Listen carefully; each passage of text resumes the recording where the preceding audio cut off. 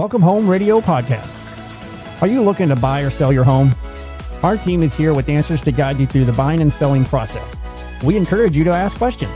Please comment on this show or visit us at welcomehomeradio.net for more information. Bringing real estate, lending, and education together in one place, and to help you make the right home decision for you and your family.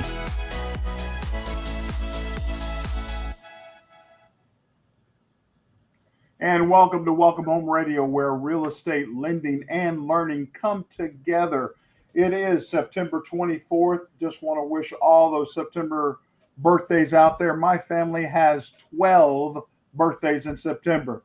And just having a new grandchild, we've got another one. So this is a critical month for us in birthday presents, or as my wife puts it, Amazon, because she gets everything delivered. Oh, my goodness. Hope everybody's doing well out there. We're going in, and I'm sorry Tom is not here, but I do have, of course, Jeff Duffy with Title. He is our expert. So glad you're here. And again, encourage, we're asking for your turn to ask. And last time we talked about the seller. This time we're going to talk about the buyer and the questions that are coming in. So I want to dive right in because I know, Blair, by the way, thank you all very much for sending in your questions. Yes. We're getting some great questions. We're enjoying going through those. So just keep them coming. Thank you. Good point. Good point. So buyers' questions. We wanted to go over this because the market is reacting. Rates are getting better. So we have an active market. So first off, buyer question. Welcome Home Radio. What is the real cost of waiting to buy?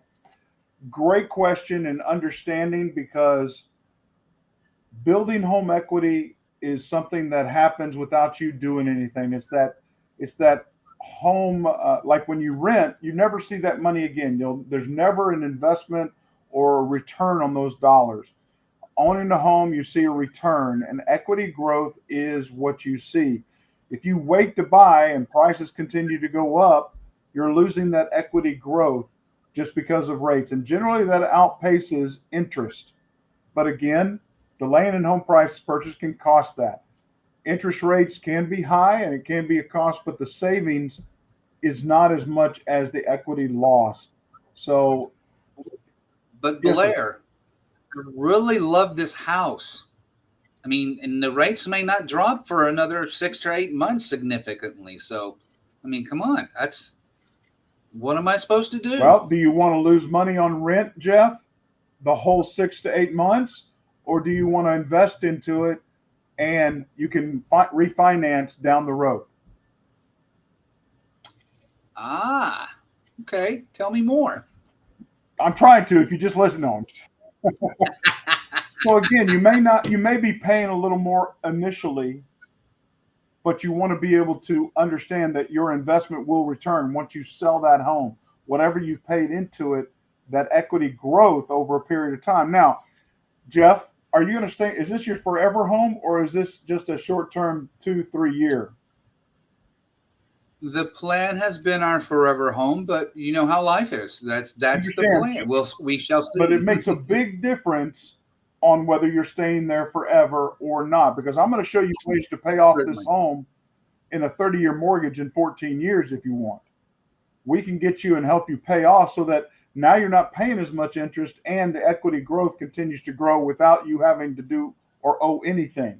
So that value, owning a home, is critical. And those homeowners, I just saw a rate the other day, not a rate, but a data analysis that showed in excess of 36% of the people own their home outright, and another 23% owe less than 50% of their equity into their home. So they're in a good stance with their mortgage and or with the equity in there, that they can come out and get money out of it, or it's growing for them, whatever it is. They're not upside down.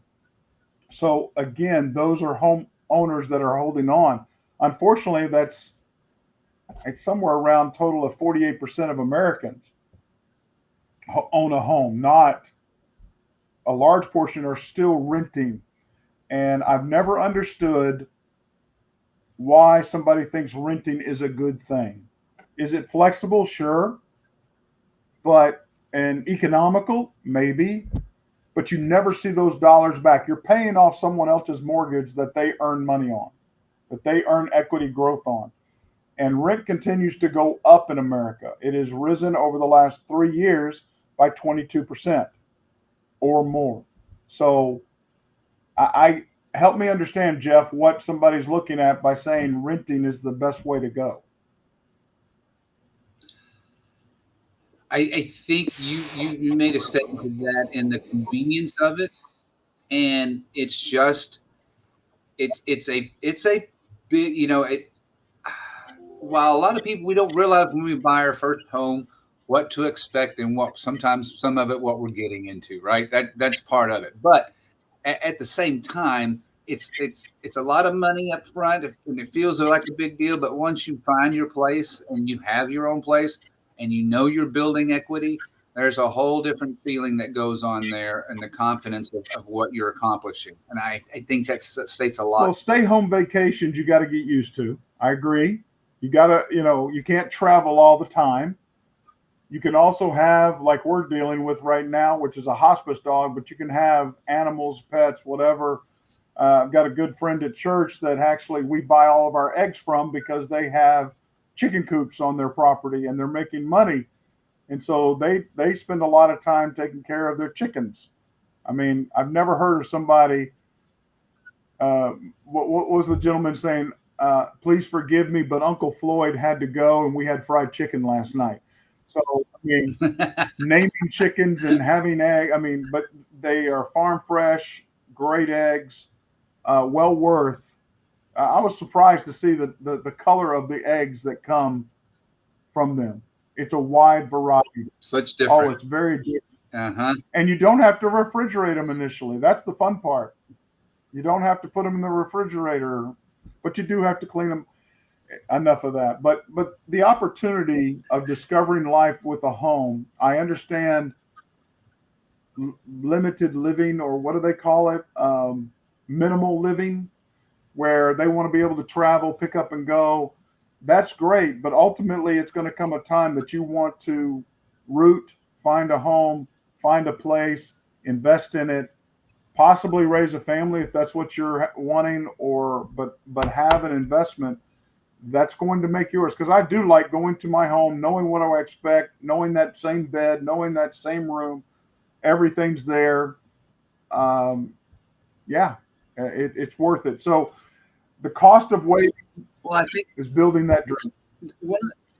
One of the biggest aspects I think people should consider, especially let's say you're single, you're mid-20s, your 30s or something, whatever age, get a condo, buy a small place. You're still building equity for your future. You can use the equity you're building in that. So even a 5-year time span or 6 years, whatever it might be, because, for example, we have an app calculator. We're not the only ones that have it, but you can see my numbers here, 214-794-5969.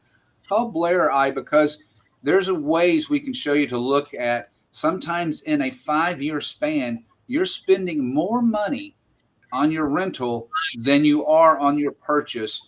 That's not even counting the equity. It's just actually costing you a little bit more sometimes. That's not the fit for everybody, but that's what these calculators do to help us see that, you know what, it may help you go, it may be worth it. It maybe go ahead to put more consideration to it.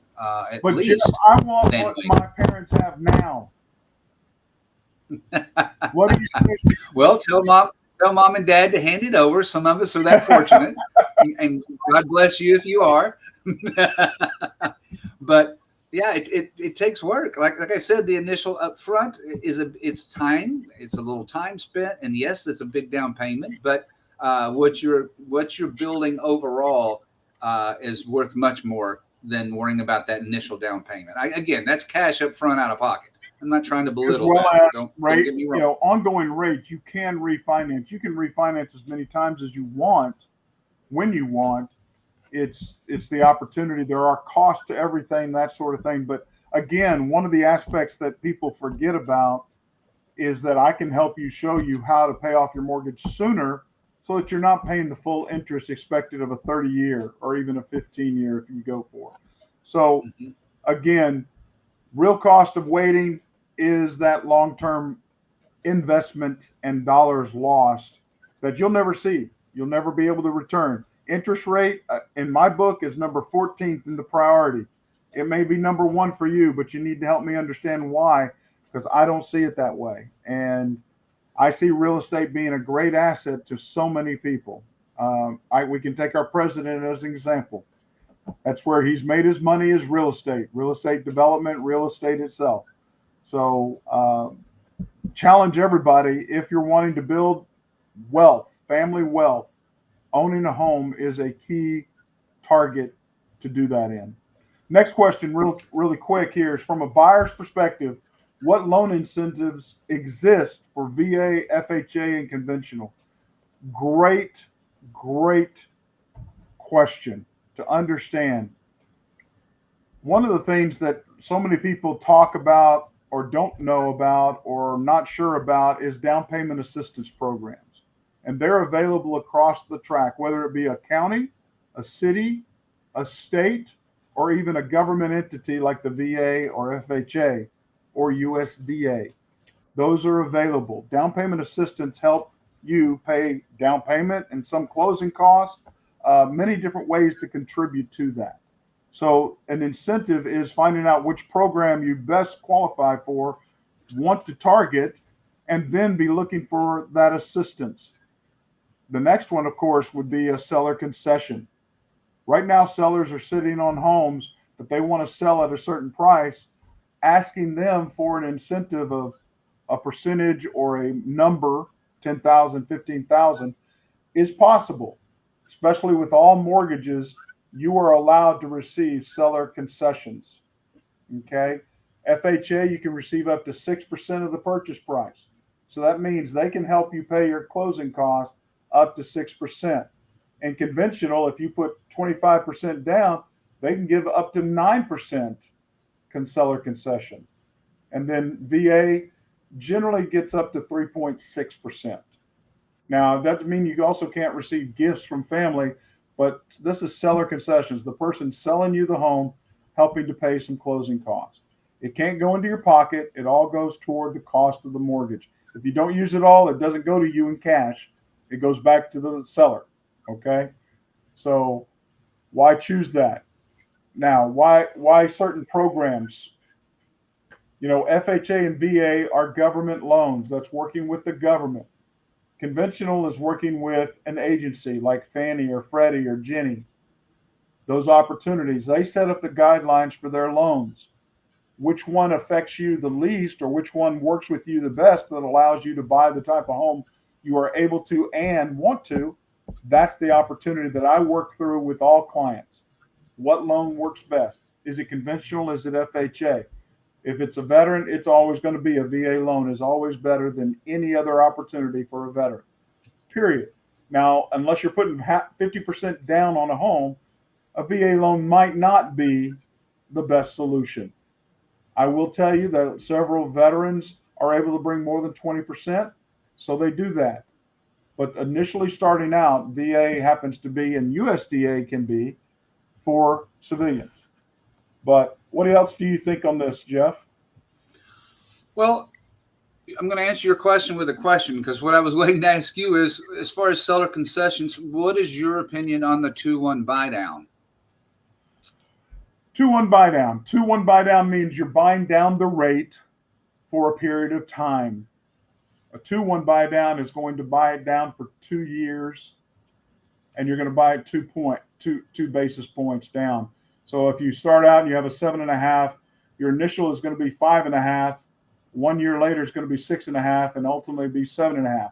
All you're doing is prepaying some interest with the buy down. Unless the seller's paying for that, it is not worth it as you as the buyer to do that. It may feel good, but you're spending exactly the same amount of money you would be spending on just over that time frame.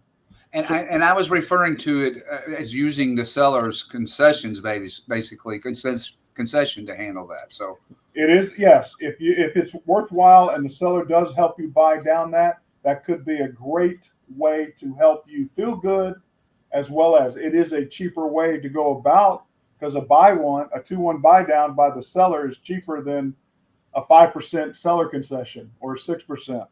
I mean, it's not as much money as people would think. But yes, only reason why I would ever use one is that a seller is paying for it or an outside entity. Because and correct me if I'm wrong. If I use that process and use the seller's concession to buy 2 points, let's say you just said from 7 to a 5, let's say and get it. 5 right now would be pretty sweet, wouldn't it? So it's sweet for a year. Yeah. Yeah. 1 year. So does that concession allow me to refinance when the rates drop in that year's time frame? If I'm pretty confident it's coming, I have to ride that whole year out, No. or can I can refinance it if the rates 6 months after the loan is closed, you can refinance your home no matter what program you're in, unless you're in a down payment assistant that requires you to stay for a 5, 7, 10 year time frame. That locks you in. You cannot do any refinancing. Okay. Interesting, because it feels like that would be a way, because I know a lot of people right now go with the rates. Well, if the rates were 5 instead, I know they're not 7 at the moment. We're below that, but let's, if they're 5 instead of 7, I could have gotten that extra bedroom for grandma to stay in. You know what I mean? I could have gotten a little more home for what I'm needing for my family. Whereas right now I'm looking at not getting as much as we could use. Well, realize that you're qualified on the higher rate.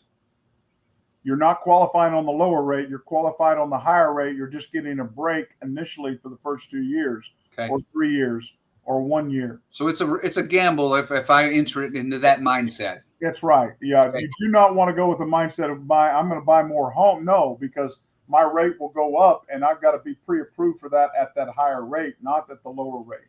And the reason I'm asking this questions about that particular program, and there's another one like it, I understand, but this isn't you. You and I have known each other for over 10 years and worked together a long time.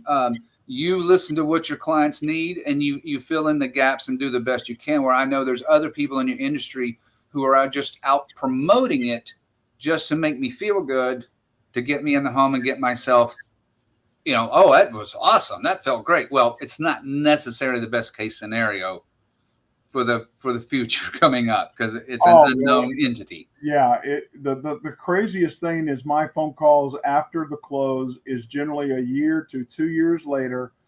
I get phone calls complaining, well, they just increased my monthly mortgage payment. Your company is charging me something more. And we come to find out it's not us, because we have a fixed mortgage. That's what it means. It's not an ARM. But what the interesting part is, they don't watch and monitor their taxes or their insurance carrier. Insurance carrier raises their rates. We get notified afterwards, and now all of a sudden we're back paying because we have to pay that, whatever that difference was. You didn't pay them up and let us know immediately. So now we got to catch up, and you get upset at us because we're raising your monthly rate. Well, we catch up the back pay plus the future pay. So yeah, it's a double whammy in that case.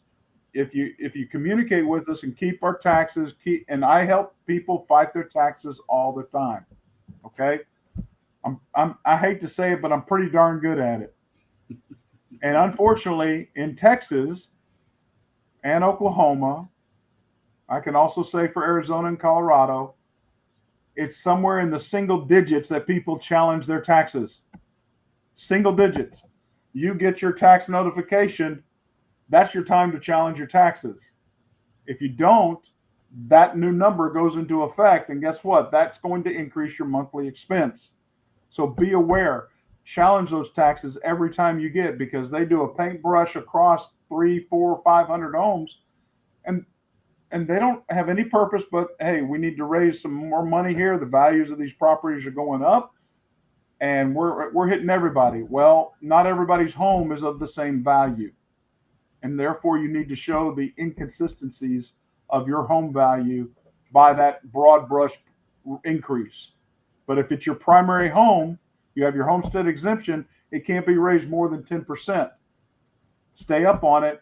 I actually am paying on my home at a value of $540, and my home's worth $800. There's a difference. You can challenge them. And big difference. Big difference. And of course, here I am blessed. because of 100% P&T VA disability, I don't pay any taxes now. Well, I was just about to bring up and point out you earned some other benefits that you receive. You earned those, my friend. Thank you for your service. I am blessed by it, and my family is, but there are opportunities where you continue to communicate with us after the close, after Jeff closes, after he gets all the signed documentation, files it. There are ways we can help you increase the equity value of your home and decrease your cost in owning that home if you stay in communication, ask questions with us. So moving right along, we've got our final one, and we've kind of already covered it, but it says, can seller concessions be negotiated? And of course, the answer is always. In any real estate deal, everything's negotiable. Nothing's locked in, except how much you can finance. That's pretty much a limited black and white thing. But seller concessions are negotiable. And right now, home sellers are willing to negotiate, especially if the home's been sitting on the market a little while. Absolutely. Your realtor will know, hey, we need to negotiate a seller concession here on X, Y, or Z, whatever that is. Help cover closing costs, home warranties, repairs, even mortgage rate buy downs, as Jeff previously stated. FHA, it's up to 6% of the purchase price. VA is up to right at that 4%, 3.9%. And then conventional is 3 up to 9%, depending on down payment. Those seller concessions are an awesome tool to use.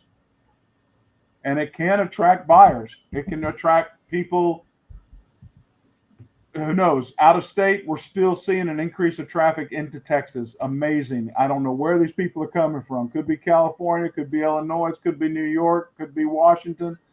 I have no idea. Colorado recently, in some of their laws, people are running from certain states. Really?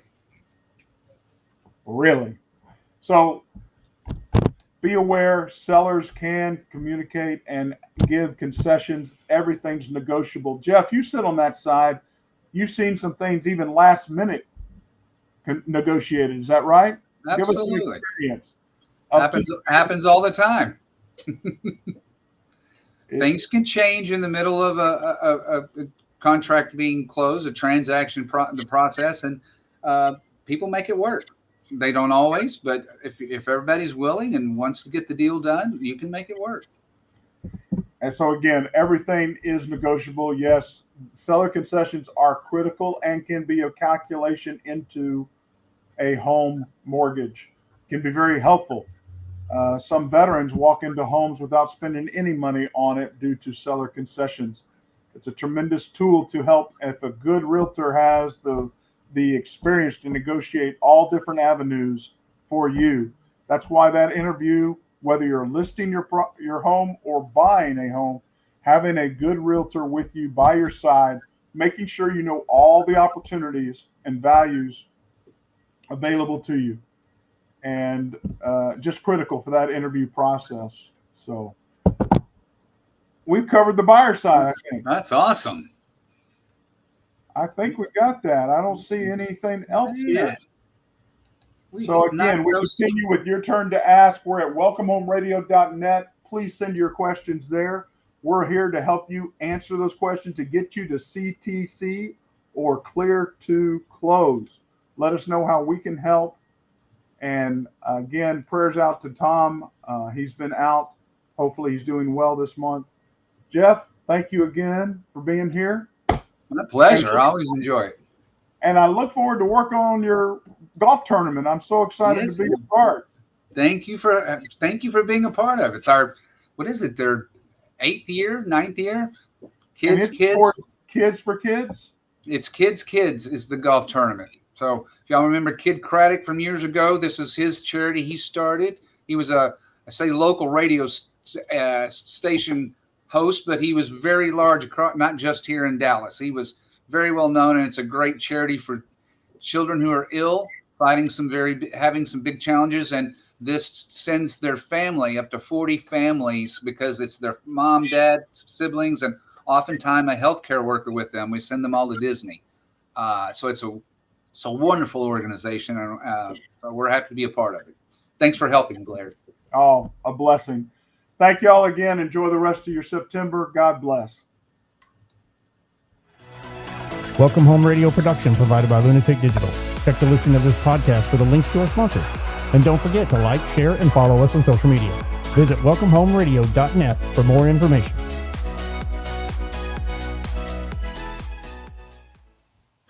This was a Lunatic Digital production. Visit lunaticdigital.com for all your digital needs.